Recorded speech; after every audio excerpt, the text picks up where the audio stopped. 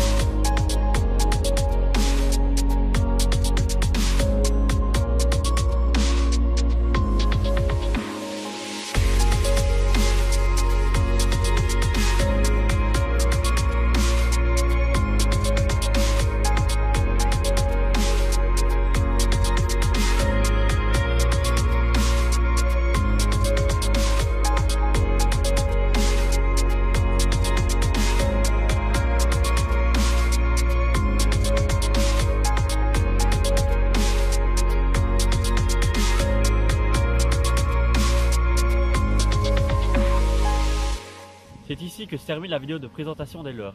Nous sommes ici donc dans les polders, c'est un endroit où il y a assez peu d'eau. Nous avons l'habitude de venir avec des leurres que nous montons nous-mêmes avec un grammage assez bas. Cette fois-ci nous avons pris des leurres déjà montées, donc les pré-montées de chez Caperland. Un peu de difficulté au début, plus lourd que ce qu'on a l'habitude de pêcher, donc vraiment bien lever sa canne, mouliner un peu plus vite. Mais on s'est quand même relativement vite habitué à cette façon de pêcher. Des leurres très agréables, étonnamment surpris, très souples avec une belle nage et des très beaux coloris. J'ai particulièrement aimé le coloris orange du modèle perche.